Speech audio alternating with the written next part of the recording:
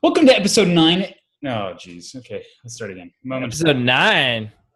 Moment of silence.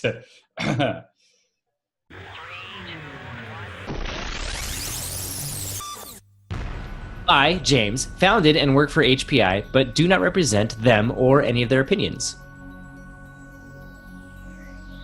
Welcome to season 9, episode 325 of the Furlo Bros Tech Podcast. Every week, we definitively answer one question about the future of tech. To do that, we take into account many factors, including the companies involved, the people working for them, their marketing, and of course, the technology they're developing. I'm Matthew Dean Furlo. I'm compounding the NFL's growing problems is my brother, James Furlo. Yeah, that's right. I just watched what were probably like the 2 best commercials for the Super Bowl, so it means now I don't have to watch it. Wow, so you're rewatching the commercials that already played on Super Bowl because that's the only time you can see it, right? Is that what happened? Yeah, that's it. See, what happened was I went back in time apparently because I was able to see all of the commercials on a website already embedded on YouTube. Oh, is that? And this was on because. And this is we're recording this on Saturday, so on Saturday, yeah. So clearly, it's from the Super Bowl last weekend. Because why would? Kind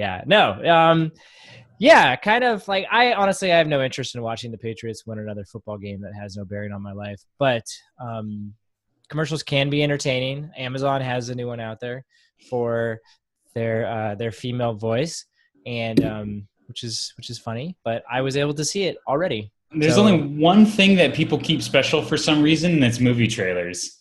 Like the Tom Clancy one is available already, but it's the Han Solo movie is. Yeah, it's because Disney's not dumb. Yeah, they know what they're doing. Anyways, James, we're not here to talk about the failing NFL. Maybe another week. When we had a longer show, we would talk about it, but. That's true, but not this week. So I got a question, and it's basically the big question here is: should states / the federal government pass a right to repair law? So I'm going to set that up a little bit because are you familiar with the right to repair? So I feel like everyone has a right to repair, like that's been passed, but it doesn't necessarily mean it's actually functional or you can do it. Correct. So there's this. So there's one industry in particular that's really pushing this, and there's one company in particular that is sort of the nemesis of this because they're the chief culprit. So I'm gonna walk through where we were, where we are, and where people want to go from here. Okay. So, it used to be, let's think 1970s and prior, you'd go to John Deere and say, good times. I want a tractor for my farm. I want a combine for my farm. I want big industrial equipment for my farm. Okay. You'd buy that tractor, and eventually it would break down, it would wear down, whatever. So you had a couple options. You could take it to a John Deere dealer, an authorized John Deere dealer. They could fix it for you. Be expensive, they're authorized. You could go to an authorized John Deere repair shop. Maybe not part of the John Deere corporate structure, but they've authorized with them. Again, probably pretty expensive. You're getting that. Totally. You could go to an unauthorized John Deere repair shop. And they were oftentimes people that had worked for the dealer or other authorized people at one point. So they know how it works. They know what's going on. Within the tool, like you're starting to get the picture here. It's a lot like like automotive car repair. Exactly. Yeah. You could have your neighbor who used to work at the repair shop could do it. You could take a crack at it. There were replacement parts that were widely available. Companies would build extra add-ons and new things that could be integrated into it because, after all, it's just a mechanical tractor, right? Totally. Yeah, and the big point here is that all that extra competition drove down prices, and it made great availability for farmers for locality. They didn't have to go long distances. Those are the 2 big perks for farmers with that situation.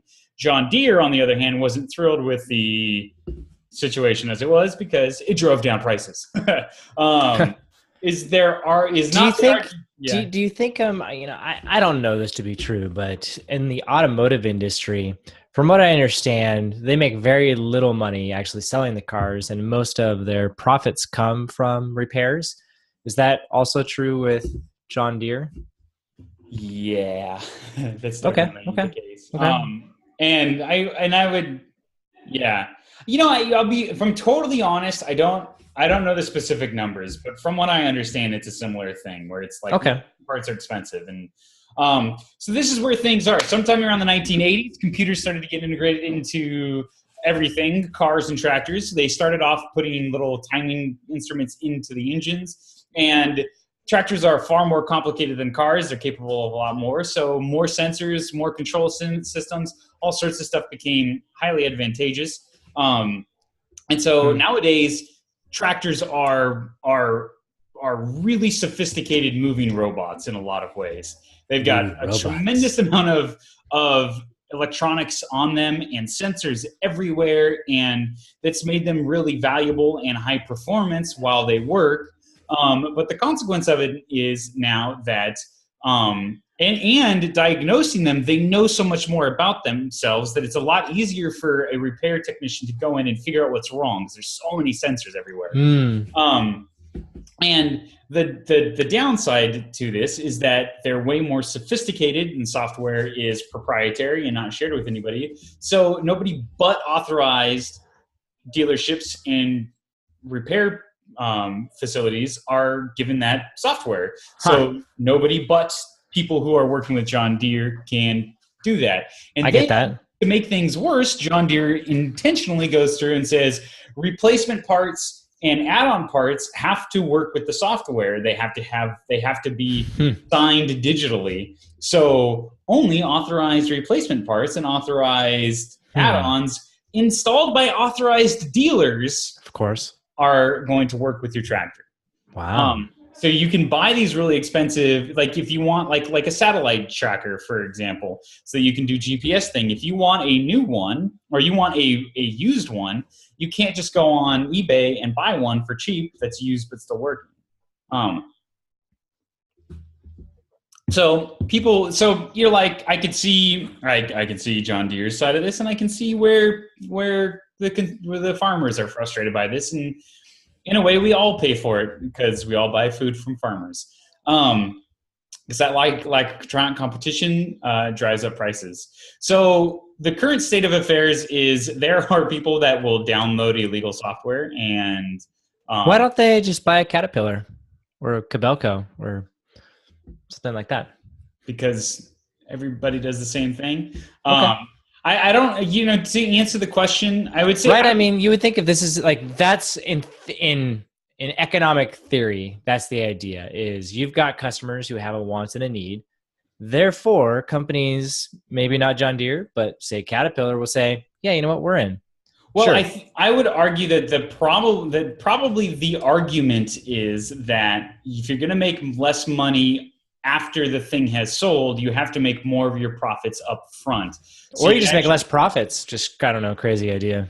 Well, yeah, but I mean, like the car industry, one of the tricks is that sometimes cheap cars are more expensive to repair until they really get to volume.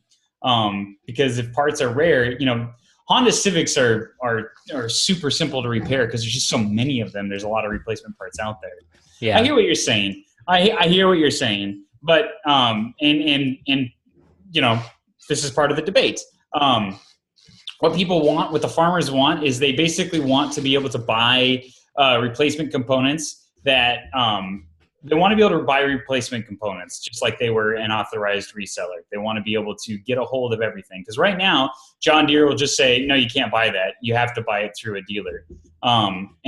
They want more availability for that. They also want the diagnostic software to be available to the public. So the stuff that the authorized dealers have, that's got to be made available to other people. And then there's a smattering, depending on what state and who's proposing the legislation, there's a smattering of other propositions. But the overall goal of it, and the devil's always in the detail, but we'll just talk about the overall goal here, is that, because that's all we've got, is this idea of they're trying to make it easier for non-authorized personnel to work on the tractors. And the example that I'm going to give is Massachusetts passed a law that many of these laws are framed after, called the automotive right to repair. And it lays the groundwork for a very similar thing that goes on in Massachusetts, where dealers and the car companies have to make their diagnostic software available, and they have to make their replacement parts available as well. So basically, all they're asking, what is generally being asked for, is saying the public wants the same access to tools the company has, and authorized resellers have, so that we can do those things ourselves. The authorized resellers hate it because that's their entire business model, and the dealers don't like it because the extra competition drives up prices. That's the argument of the con for the Is that really? That's not the reason that John Deere gives. It's not, obviously. And I mean, they're smarter than that. And this is why it gets complicated and why it's more germane to. It's an interesting question in and of itself, but the reason it's more germane to our podcast is because one of the biggest advocates against right to repair laws in most of these states is Apple Computers. Oh. Yeah, or Apple Inc. rather. Yeah. Because the reality of it is that a lot of this legislation is going to affect more than just tractor manufacturers, but pretty much any hardware that's software driven. That includes TVs, cars, printers, refrigerators, and iPhones. And so many tech companies object, and their argument for it is, number one, it will force them to give away too much proprietary technology.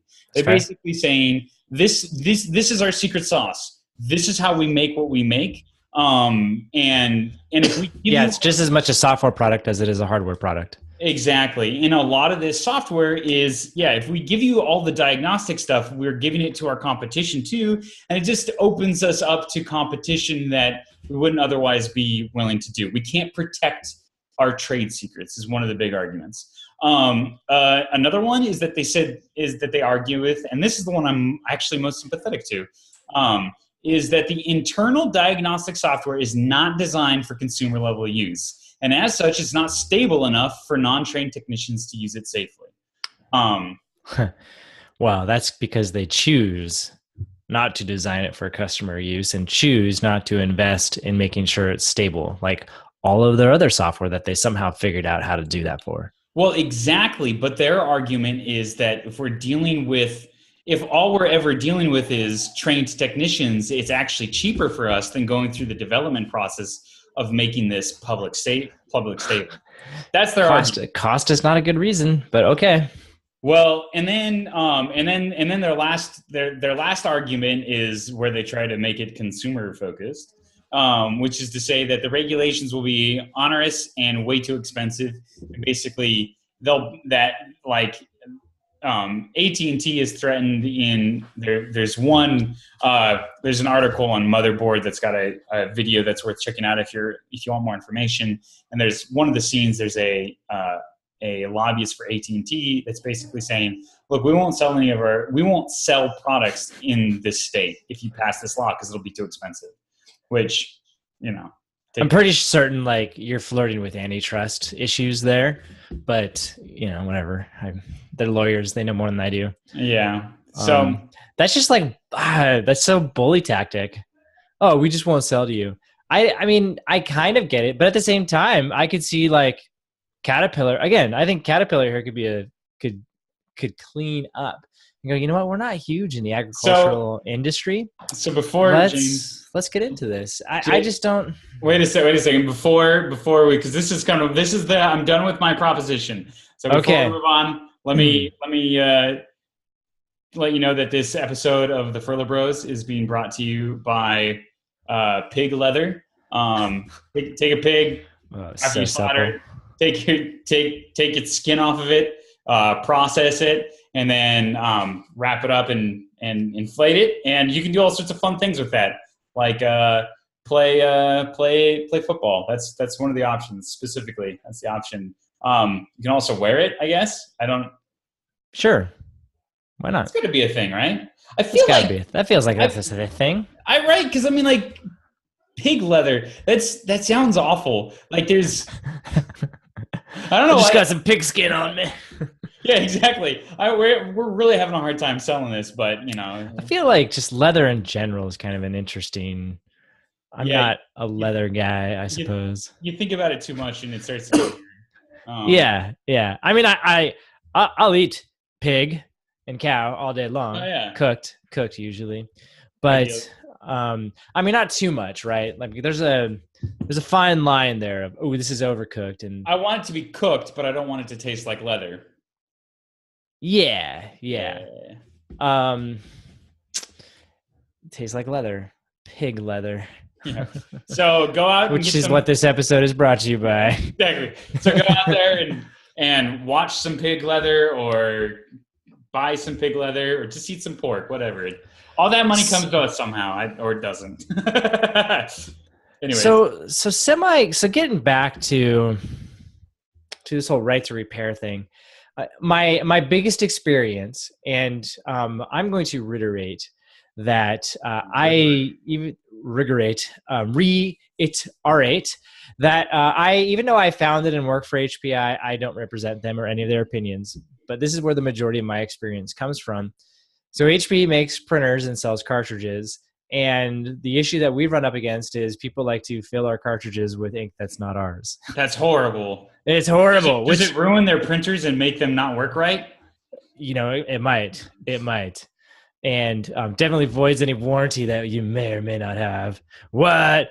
But we ran into this issue a long time ago. And the question was, can we, because we had the technical expertise to lock people out, to be able to detect if it was our ink or someone else's ink, and have the printer just not work for the sake of the customer, right? To say, look, we don't think it's as good as ours. There's a potential of it gumming up your hardware and messing it up. And then you're going to come back to us and want us to fix it.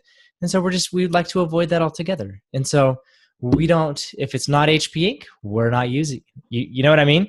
Yeah. Like, we had that ability. And legally it came out of like, no, sorry, can't do that. We can't do that. I guess we can track it and we know, but there's nothing that we can do to legally stop it. Right. And this feels really similar to me, of this idea of, we sold a piece of equipment and perhaps instead of using ink, it uses software and things get repaired. And the question is, should we allow you to use it or not? And I mean, I can tell you from who I don't represent, I can tell you that HP, obviously, we comply with all laws, but we don't love it. Yeah. If we had there's a reason why we refresh our printers and cartridges like every year. And it's not because we just got R&D guys sitting around and we want to give them something to do. It's a game of cat and mouse. That's the game that we play. And I do not represent HP or any of their opinions, as I feel like I'm flirting with my job right now. So it feels similar to me in that sense. And I guess in all of what I just said, I don't know if I'm not saying who's right or who's wrong, but I definitely get both perspectives. I get like John Deere here or Apple saying, man, there's a ton of extra work that would go into us allowing, or we put in a ton of work to make these machines, and ideally we want to maintain control of them and how they're treated, because we know inevitably people are going to come back to us and ask for help to do it. Well, and yes, we do make money. Yes. But we actually think this is the most cost-effective way to do it. Now, some might say John Deere gets a little greedy because they've got profit margins that they want to try to hit, just like HP does, just like, I feel like Apple does, but they seem to be going up every year, so they don't have a problem. But yeah. I think, but they're looking 10 years down the line. I get it. Smartphone shipments fell 4% year over year worldwide this last year. So, they're not dumb. They know that that's not lasting forever.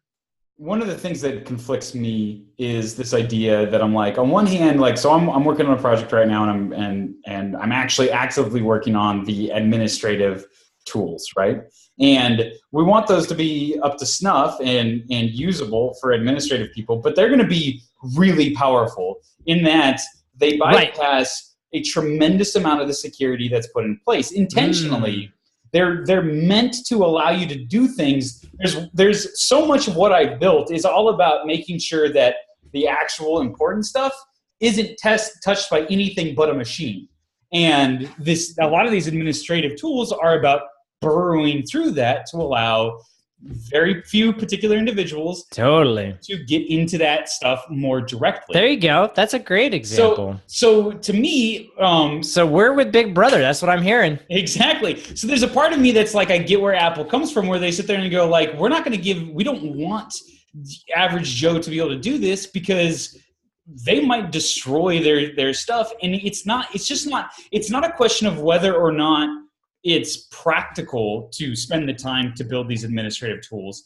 It's a question of whether or not it's possible to do it in a way that's stable without trained technicians. That's one hand of it. The other hand that I have is the exact question that you asked: is why doesn't the free market take care of this? Right.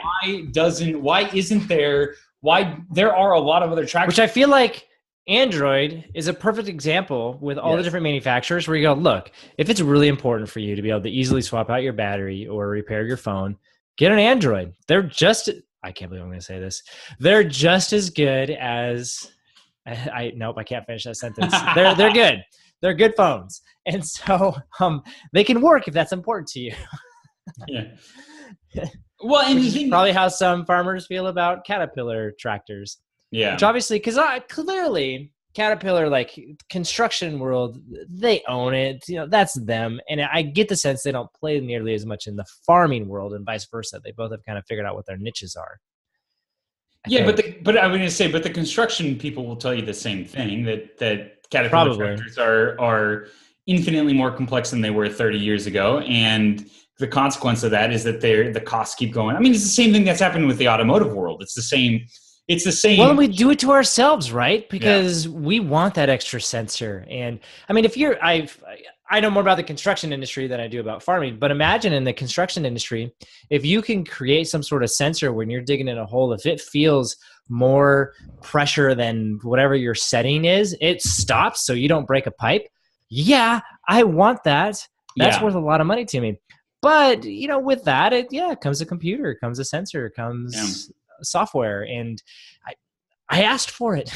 Yeah. And a lot of these companies would make the argument of, it was very, very common, 10, 20 years ago to make the jokes about how, if Microsoft made a car, it wouldn't work all the time. It would crash on you and blah, blah, blah, blah. And they'd make fun of Microsoft. But one of the beauties of Windows was how easy it was for a developer, like at any level, to just sort of dive in and get control of the system.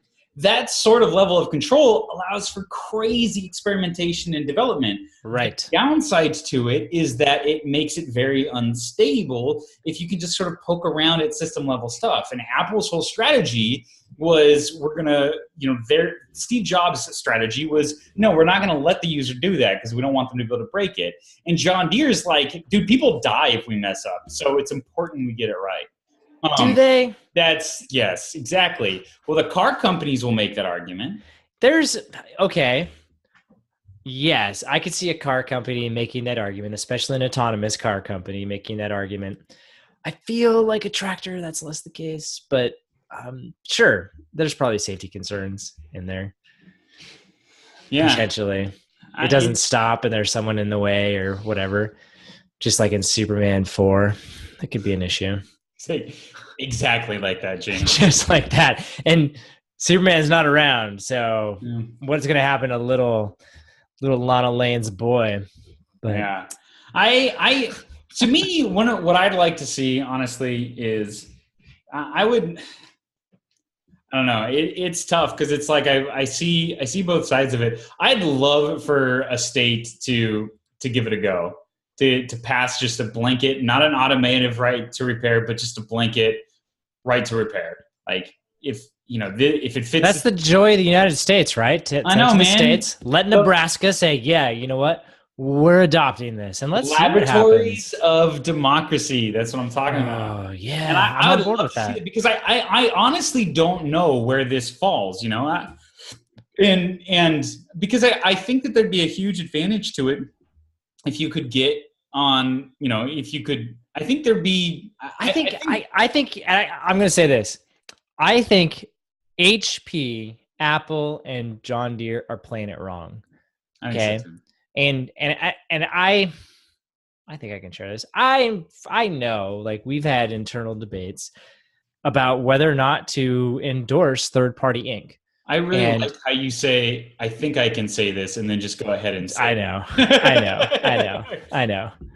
Um, so one of the ideas that you bat around is, well, what if we do create some certified HP refill ink? And we just kind of embrace it and go, yep, you can put, it's got our sticker. It means it's gone through our testing, and we have some sort of licensing fee. Imagine if we didn't have to spend the money on the manufacturing of all that and the shipment of all those.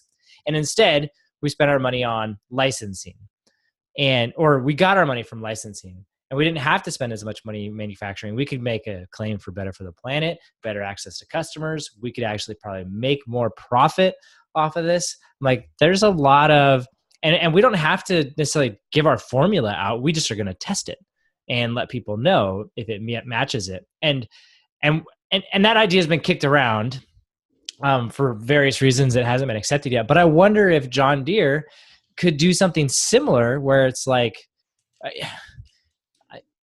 they sit there and go, yeah, you know what? Fine. We're going to let you repair it. We're going to let you do it. We're going to be super customer friendly. And yeah, you're going to pay more for the hardware up front. And it might cost you a little bit more, but yeah, that's fine. So I've been reading around this. I've been reading about this in different places, and yeah, one of the places I read was a forum for software developers and programmers talking about this and discussing it. And one of the things that was getting a little bit of attention was this idea of how farms are underserved communities when it comes to technology. It's not a huge market. There's not tons of people, and they don't tend to be. Makes sense. There's not a lot of software development farmers.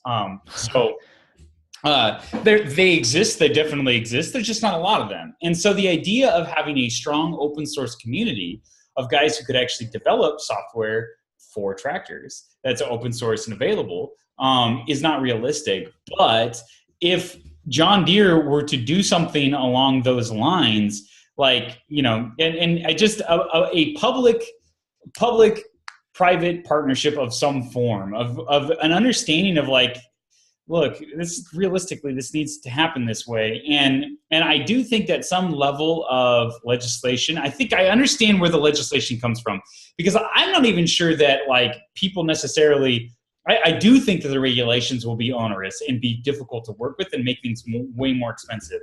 I think ultimately the best, like, solution would be the private companies saying, okay, we're going to play nice. Kind of do what Google did with Android. Say there are core functionalities that we're going to hold on to because they're required for security and safety. Yeah. And there's a lot of other stuff that we're going to just leave the tendrils out there and let developers latch on to. And we're going to make those public, and we're going to make those easily accessible. We're going to make API effectively for other. I'd be okay with that. Yeah, and then we'll go with the and it's funny because it's like even Apple with, like, the battery things. One of the big things that they had with the latest batch of APIs in when they did the latest update was actual, like, APIs that allowed you to check the battery stuff. Basically, they have a bunch of internal APIs that only works with their diagnostic software. They made all those public, or many of them public. There you go. And I think that there's something there, but I do think that you might need a bit of legislation to sort of get these companies. Yeah, but I think, like, that's again where it's like they're just being short-sighted, because I feel like John Deere could say, yeah, $100 a year or something, we'll give you access to this updated API, whatever it is, and you can do it. And and now they're just going to collect an extra $100 a year or whatever. You know what I mean? It's like make it a reasonable fee. And just like what Apple proved with iTunes, people want to stay legal. They want to play within the law. If you're reasonable, they'll play along. Yeah. And they're at risk of losing that a lot as a result of this. And obviously that's the game. Maybe they're hoping that if it ever gets pushed to legislation or to court or whatever, that's when they can come out and say, hey, we got an idea. Let's do this instead. Which is why that's where I think legislation might be necessary is just to scare them into playing ball. Yeah. But that's the reason why Apple opened up their battery stuff, is because they're getting sued like crazy, and they're afraid that legislation is going to come down and they're going to have to figure out how to play ball. Yeah. But anyways, that's something I do like and respect about Google is they say, yeah, money's a thing, but you know what? We just want to wow customers and make them happy. So if I was a customer of Google, what would I want? And they don't do evil. So just we're going to throw this question out there. The same question to everybody else. What do you want it? Do you, if you're listening and you want to get a little bit political, should there be regulation that forces companies into this? What are hurdles? What are advantages and disadvantages? What are your thoughts? Yes. So as you're contemplating that, we just want to say thank you. Thank you for joining us. We really do appreciate it. You can check out the links on this show at furlobros.com/325. Want to say thanks to Jason Kobler of Motherboard and also of Craig Loit of How to Geek for contributing information to this podcast. You can subscribe to this podcast, by the way, BT Dubs on iTunes and Google Play. And this podcast is also sponsored by listeners just like you and Pig Leather. Congrats, Patriots, on your victory. I'm really hoping that I just, that I get them with that one. So with that, I am James Furlo, and my pig-loving brother is Matthew Furlo, and we will talk next time.